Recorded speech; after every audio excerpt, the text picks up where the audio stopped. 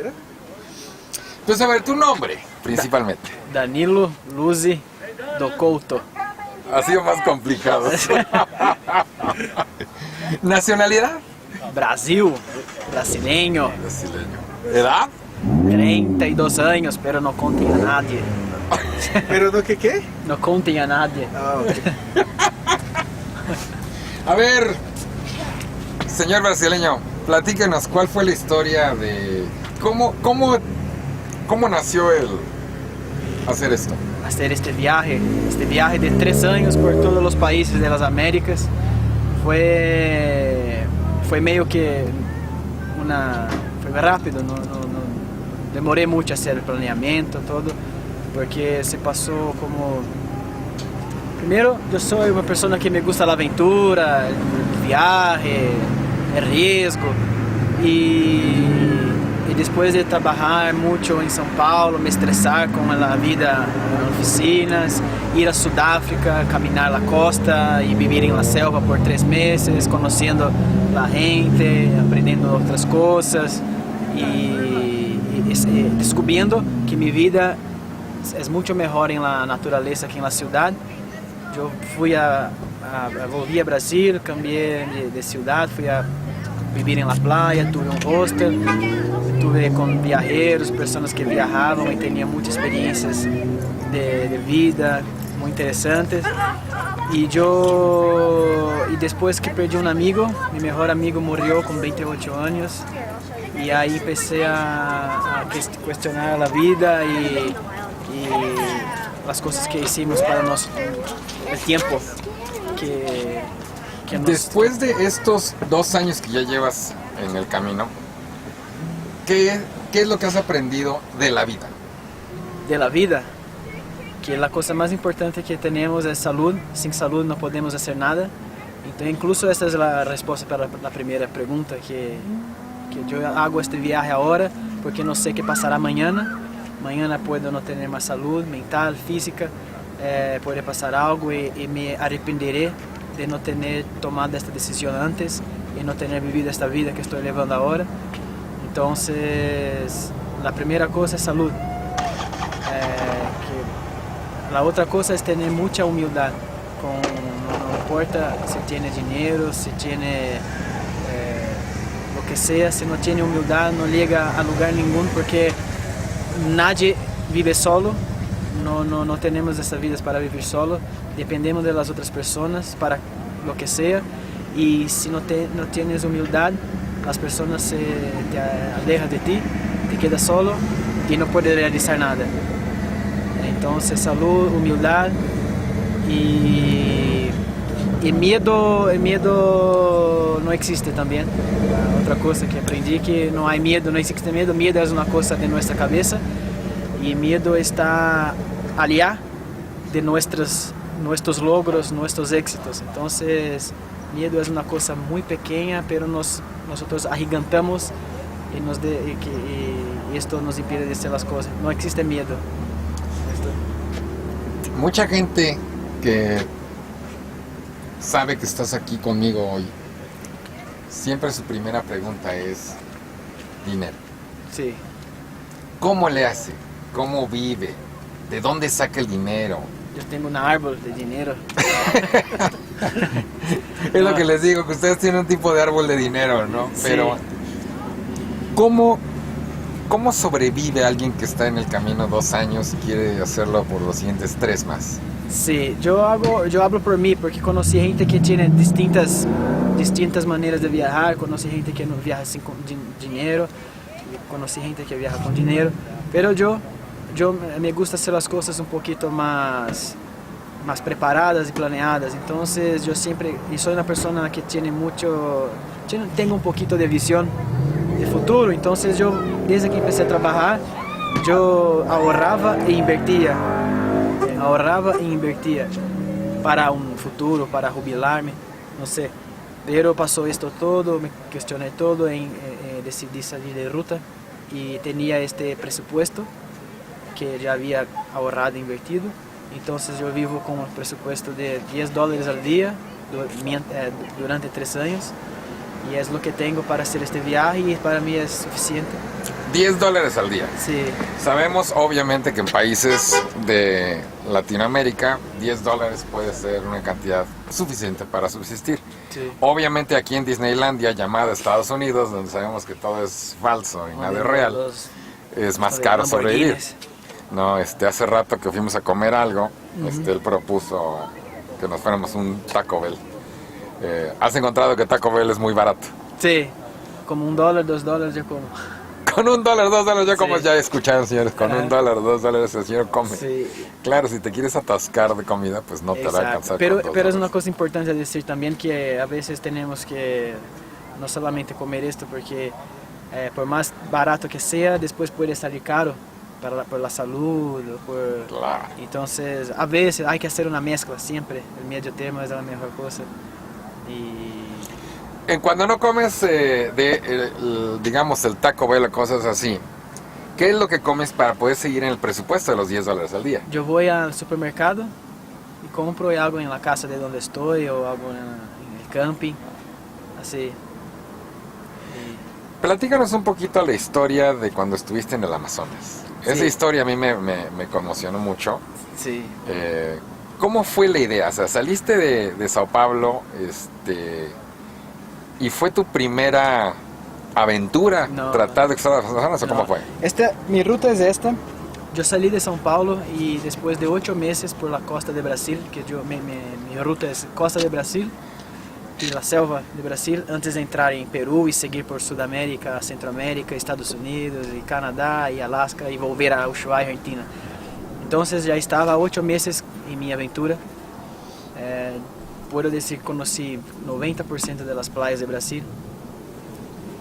Y ahí entré en la Amazonía, en Pará. Y tengo 2 historias muy marcantes y fuertes de la Amazonía. Que la primera es cuando estaba en la zona de Pará y llegué ahí agarré la Transamazônica, muy conocida por los motociclistas de aventura en Brasil. Pero yo fui por un atajo mucho peor que la propia carretera y ya estaba lloviendo, entonces puro lodo.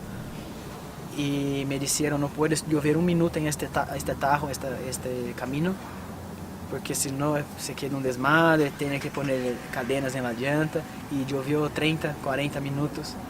Y después al final yo estaba ya casi conmemorando que estaba saliendo y me caí con la moto y rompí la pierna. Rompí la pierna y tuve que seguir mi camino, estaba solo en medio de la jungla. Seguí 100, 120 kilómetros más o menos con la pierna rota hasta encontrar una ciudad para que me cuidasen. Pero esto no es el final, porque encontré en hospitales en malas condiciones, profesionales sin preparo, querían operarme ahí, yo no tenía ninguna confianza. Entonces fue el primer gran choque de mi viaje, fue este. Pero ya pasaba por zonas de garimpos de montaña y también con caminos duros, pero que pensé que mi ruta estaba... Que ya se había acabado el ahí. viaje. Sí, fue ahí. Y después me quedé 4 meses recuperando y volví a esta zona. Llegué a Manaus y nuevamente agarré una ruta horrible, pero ya estaba mucho peor que la primera, que ya estaba en el final de la temporada de lluvia. Entonces, para quien conoce BR 319, una de las peores del mundo, y con lluvia en invierno se queda lodo hasta aquí, hasta acá, y la gente hace en verano con sol, polvo y tranquilo, pero yo hice en invierno con mucha lluvia. Y ahí, en el tercer día, yo perdí la moto para el lodo.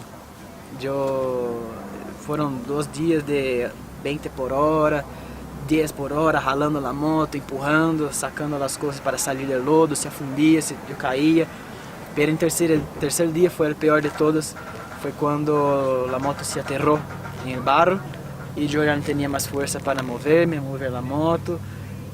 La moto estaba casi completa abajo del lodo, yo intenté sacar mi comida y mi agua. Y perdí la moto, sí. No me acuerdo.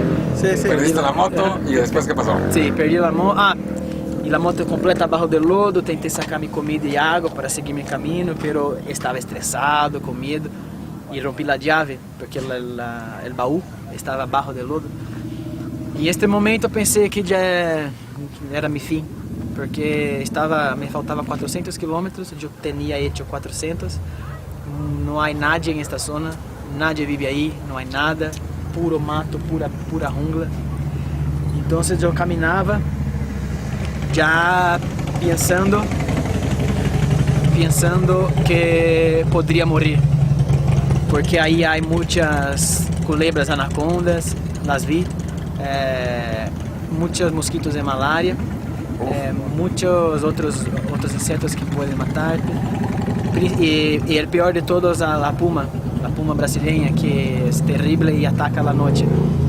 Y yo sabía que de 400 kilómetros es imposible hacer en un día, entonces yo estaba muy estresado y con mucho miedo de pasar la noche caminando ahí.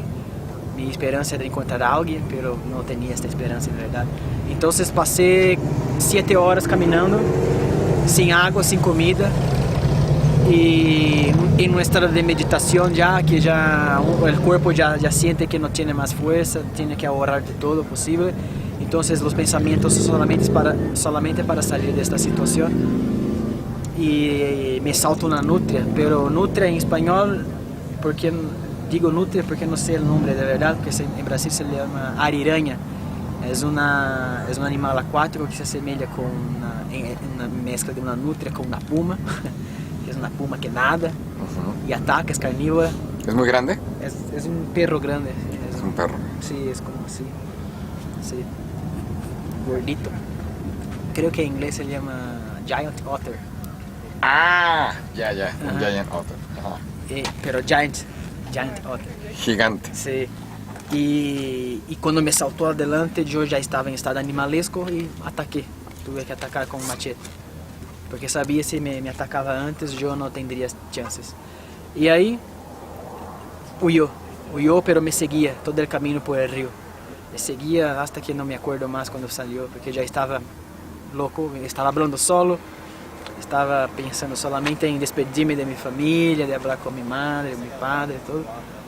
Y después de unas horas más caminando, encontré una niña así en mi horizonte con una hoja de árbol. Y ahí yo pensé que ya estaba loco y ya era mi fin, porque alucinación. Pero la vi nuevamente y ahí corría. Yo corría para tentar encontrarla y encontré. No creía, no podría creer que había ahí una familia de nativos ahí construyendo una casa. Los encontré, pero no podría hablar porque estaba en estado de choque. Y entonces me quedé 10 minutos y ellos entendieron que yo estaba, porque nadie pasa ahí, qué pasa con una persona que está ahí, toda sucia de barro, tiene una historia, le pasó algo. Y después me quedé con ellos 3 días. Volví con el más grande, el mayor, el padre de la familia, para buscar la moto. Y hasta ahora digo a todos que viajar en dos, viajar en grupo, es completamente distinto de viajar solo, porque en 2, 3 es divertido, un problema es muy fácil contornar, mientras estar solo puedes morir, porque no hay como Sí, no hay ayuda, no hay nada. Ayuda. Se rompe la pierna, el otro puede ir a buscar ayuda o te leva. Claro. Se cae la moto, se levanta los dos, se afunde, tiene más fuerza, pero en solo es otro deporte. Entonces ahí me quedé con ellos, pescando, cazando, comiendo carne de mono y no quería salir porque tenía miedo de agarrar la ruta nuevamente. Estaba esperando a alguien pasar, pero nadie pasa ahí. Y en el tercer día pasó 2 camionetas, pero al sentido opuesto. Pero después de 7 horas ellos volvieron rotos, no pudieron pasar por donde estaba mi moto, afundida. Y ahí yo volví con ellos, pero una camioneta se quedó a las orillas de la carretera, que no podría seguir, la otra no podría ir despacio porque se hundía en lodo. Entonces por la noche nuevamente yo estaba en esta carretera, la peor posible, pero a la noche. Y ahí tuve el más grande miedo de mi vida, porque ellos se fueron a la camioneta. Yo me quedé en esta carretera con lodo hasta acá, con puentes que son la diferencia de altura es así, tienes que hacer llanta para subir, pero hay lodo, resbala, no sube. Y tuve una hora que yo puse la primera, pero la segunda no iba, la tercera no subía porque se chocaba con el motor, la puente. Y yo estaba segurando la moto así y no podría soltarla, porque si solto, se cae, perco la moto, estaba la noche. Pero no tenía más fuerza para aguantar, soportar la moto así, estaba con las piernas temblando. Y esta hora fue la peor hora de mi vida. Yo no sabía qué hacer, estaba sin fuerza. Y yo no sé qué magia yo hice que subí con la moto, pero casi se fue. Y después que conseguí salir de ahí, yo gritaba y berraba y... ¡Ya! Exacto, Sí. ya salí de esto. Sí, pero tenía mucho más adelante, a la noche. Y ahí después encontré el acampamento porque eran trabajadores de los postes Ajá, de luz. de luz que estaban ahí aislados también. Oye, cuando estuviste en Colombia, que me contaste lo de la FARC, ¿qué pasó? Sí, también fui me aventurar por la selva colombiana y ahí fui al caño, el río más bonito del mundo, Caño Cristales, que está en la zona caliente de Colombia, en la zona de las FARC. Y en la medio de la jungla también, 2 días ahí pasando, duro camino, los encontré. Pero encontré una parte más amistosa, creo. Ellos me preguntaron las cosas y después al fin estaba yo con ellos en la hacienda, en la finca, conociendo las cascadas de ellos y todo esto. ¿Qué riesgos has encontrado? Porque mucha gente se pregunta si es seguro, si es inseguro. ¿Qué has encontrado en toda esta ruta? Tu experiencia pasar por Centroamérica, por algunas partes, México, ¿qué ha pasado? Yo no sé si ya perdí el miedo completo, ya perdí la noción de riesgo, de perigo, pero yo no siento más miedo de muchas cosas. Yo vivo más en la naturaleza y las cosas que más me ponen miedo es la naturaleza. No tengo miedo de personas. Incluso yo encontré las FARC, yo pasé yo surfé con los maras. ¿Con los maras? De El Salvador. Así, yo no sabía qué era, tampoco sé si es verdad o no, pero me prestaron una tabla de surf y después me dijeron, estos fueron los maras que te prestaron, uno de ellos. Entonces, y esta gente para mí fue buena, sí, me trató muy bien. Riesgo de violencia, no tengo miedo. Si va a pasar algo, pasará en la ruta o aquí, ahora, en la casa. Esto es una cosa normal. Cuando estás en la ruta o cuando estás viajando, ¿qué es lo que más te preocupa? ¿Qué es lo que te puede en La tu naturaleza momento? mismo, como una tormenta. Y si estoy ahora sí, hablando, la gente puede no imaginar que la naturaleza puede ser muy cruda, muy fuerte, ¿no? Porque tenemos recursos, estamos aquí con carretera, tenemos como salir, hay policía allá, hay bomberos allá, pero si está en medio del valle, donde se inunda, con una lluvia de 30 minutos, y puedes quedarte ahí sí es una preocupación muy grande. Cuando se está en la carretera de lodo, con lodo hasta las rodillas y está cercado de animales que pueden matarte, o entonces cuando está surfeando en Costa Rica con olas gigantes y ya no tiene más control de las corrientes. Entonces el miedo que tengo ahora ya no tengo porque pasé a respetar más, es de la naturaleza, solamente de esto. Entonces hay que aprender y tener más conocimiento de nuestra tierra para que nosotros sabemos dónde estamos, a quién pertenecemos y quién está en el poder en verdad. Que no somos nosotros. ¿Qué le dirías a todas las personas que pretenden empezar una aventura como la tuya? ¿Qué les dirías? ¿Cuál sería tu mejor consejo a todos ellos? Porque tanto hay mujeres como hombres, padres de familia, matrimonios, Sí. gente como tú, ¿qué les dirías? Primero creo que es conocer a ti mismo, saber qué tipo de persona eres y para que puedas tener una noción de hasta dónde puedes